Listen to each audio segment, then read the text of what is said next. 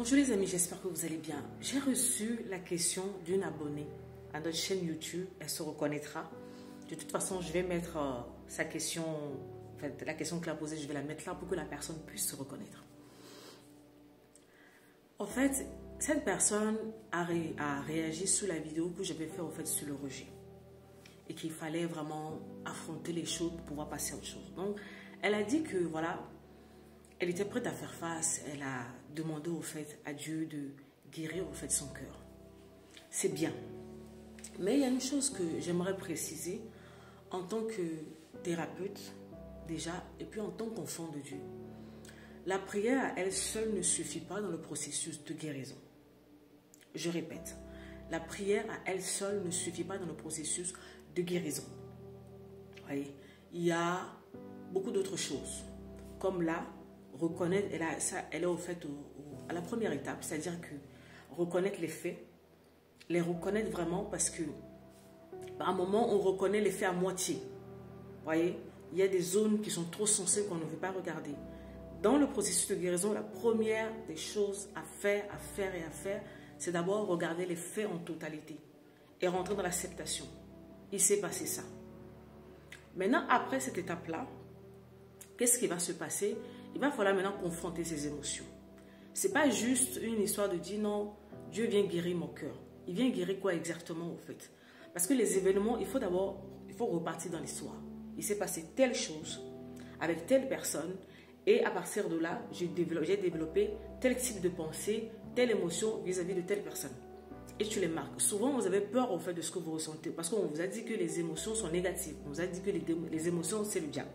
On vous a dit que être en colère, c'est ne pas être chrétien. On vous a dit que être triste, ça veut dire que vous n'avez pas de foi. On vous a dit que éprouver de l'amertume ou de la haine contre quelqu'un, c'est mauvais. En réalité, c'est pas mauvais en soi parce que quand tu as des émotions négatives qui arrivent, à la base, l'émotion te dit que tu as subi un préjudice, tu as subi un tort. Et il va falloir que tu arrives à nommer cette émotion-là. Et c'est l'une des choses qui fait défaut à beaucoup d'enfants de Dieu. Vous avez du mal à nommer les choses qui sont à l'intérieur de vous. Vous avez honte de cela.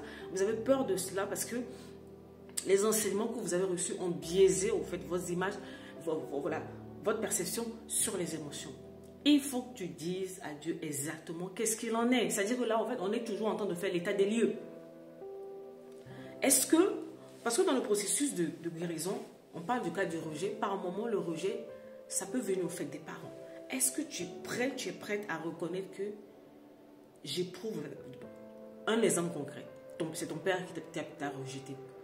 Et cette blessure a laissé une aversion vis-à-vis des hommes, une haine vis-à-vis des hommes. Est-ce que tu es prête à aller dans la présence de Dieu et dire à Dieu, papa, ce qui s'est passé là, moi là où je suis, j'ai la haine contre les hommes. Mon père, je ne l'aime pas. Je déteste mon père par rapport à ce qu'il a fait. Ça ne fait pas de toi un enfant de Dieu qui est mauvais. Parce que c'est comme si tu es à l'hôpital. Quand vous rentrez dans le processus de guérison, vous devez comprendre que vous êtes à l'hôpital. Et il va falloir décrire tous les symptômes, tout ce qui est à l'intérieur de vous. Donc, c'est-à-dire qu'on fait un nettoyage intérieur. On doit tout sortir. Toutes ces zones d'ombre-là. Ce n'est pas juste un travail global. Non. Il travaille point par point. Donc, si dans l'histoire du rejet, c'est ton père, il va venir sur ça. Il va venir sur ça. Qu'est-ce qui s'est passé? Qu'est-ce que tu ressens? Ainsi de suite. Et maintenant, après ça, ok, tu donnes ça à Dieu, c'est bien. Mais, ce n'est pas tout. Il va falloir que tu apprennes à écouter Dieu aussi.